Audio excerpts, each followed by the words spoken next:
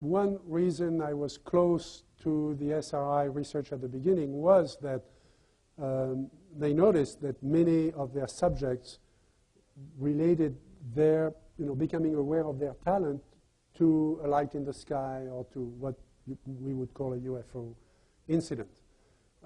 I've investigated a lot of, I'm still involved in UFO research, but I stay away from all the controversies because it's turned into a circus and into a battle of belief systems where nobody goes out and talks to witnesses anymore because they don't need to. They expect that either the government has, little cadavers in the cave somewhere and they won't tell us. So you can speculate on that. You can stay in your living room and speculate on that. Or they believe whatever they believe, and they believe it so strongly that they don't need to talk to witnesses anymore. Well, I like to talk to witnesses because they were there and I wasn't. And I take the time to listen to them. I track those cases over months or years. And I want to learn what happens in the process. It's a process. It's not an observation. It's not a point thing. And it's not like seeing a shooting star and saying, I saw a shooting star at 10 o'clock. It's a process. In that process, many of the percipients, many of the observers will describe what can only be called psychic effects. And ufologists deny that. Most ufologists will deny that. They say, these are spacecraft from another planet. They come here, they study us, end of story. It's not that simple. So I've learned to, for example, to ask witnesses, tell me, they say, well, this happened, and then this happened, and then this happened. I say, well, what had anything strange happened before? And they say, well, no, except that the phone rang and there was nobody on the phone, or there was a knock at the door and went to open the door, there was nobody there, or, or I've become aware of certain things and so on. Before the sighting. So there is a continuity there. Again, there is a process. So you can't ignore consciousness when you're looking at that. Is there a link? Can remote viewing be used in UFO research? I've seen many attempts. And I was at SRI when Pat Price was at SRI, came up with a set of coordinates where he thought there were UFO bases. We've actually looked at some of those locations. We couldn't validate any of that. So most of those attempts have been failures. That doesn't mean that they couldn't, give something at some point. I think the remote viewing of UFO sites usually has not, led to very much. Again, that's an open area as far as I'm concerned. I don't consider myself an expert. Ego remote viewed structures on the moon. I don't know if you're familiar with that. Yeah, I've had a long discussion with him about that, and I can't make sense out of that. The moon is fairly well mapped by now, and I know 3 of the 12 people who worked on the moon, are colleagues of ours and so on. So, including Ed Mitchell, who strongly, is a strong advocate of this kind of research and remote viewing research. So I don't understand that connection. But now the Cometa report is the reason it hasn't had the impact. I should explain what Cometa is.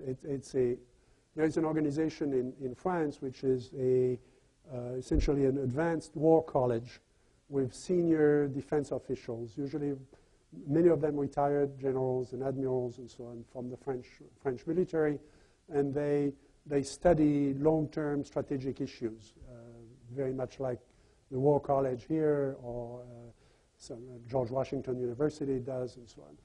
And a group of them issued a report a few years ago arguing that UFOs should be taken seriously.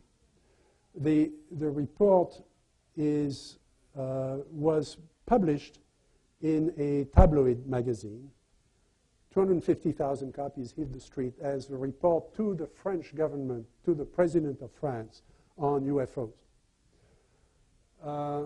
Well, the president of France hadn't asked for a report. I can write a report to the president of, Tasmania and send it to him. That doesn't mean he's paying me to do this. So there was that feeling. So there was a big impact among believers. About people said, no, finally those military higher-ups are taking an interest in it, which was true. But I think they lost the impact by hyping it out of proportion. The report had on the cover a picture of a disc over a lake in Costa Rica. Well, I brought that picture back from Costa Rica, and there was no credit given to me, which I need credit, but to the people who had taken the picture and had given me the negative, because we had digitized the negative and the picture before and the picture after. This was a mapping aircraft picture.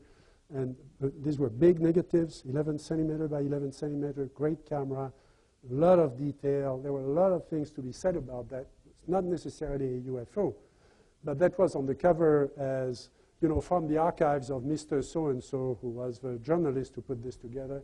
So the whole thing stank. Furthermore, most of the report is very factual. It's a good description of, it's something that any one of us would have written, a good description of the UFO problem.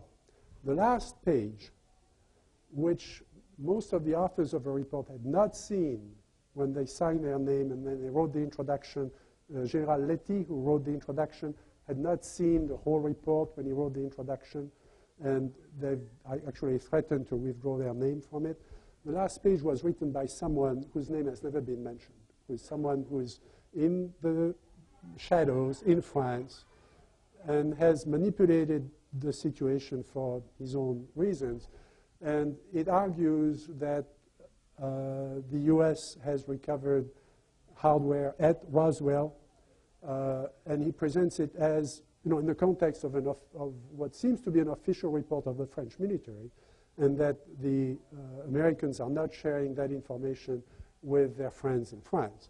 So it's very much in an anti-American context, which is very much a political context in France now, and it's driven by an undercurrent that's really, if you understand French politics, which is hard to understand, but it's driven from the extreme right. Some of the associated people are in fact associated with the Front National, which is one of the... So it was not well received in France because people said, hey, part of this report, we already know and believe there is a UFO phenomenon, and yeah, it should be looked at. But, what's this other thing? I mean, do you have a proof about Roswell? Are you, if there is a proof, we'd like, show it. What's an official report at that level? You can't just suggest that somebody has something unless you have data. And that may or may not be true, but there was no data. So that's, I think, why it was not well received in France and why it was received skeptically by the press here as well. Because they, any New York Times would pick up the phone, call somebody at the Élysée Palace and say, did you request a report on UFOs? And they would say, never heard of these guys. And so that's the end of the story. So it was a missed opportunity. The people who wrote most of the report are good people. They are, certainly very high-level military officers. And I think that whole thing was a missed opportunity to advance the cause of the research.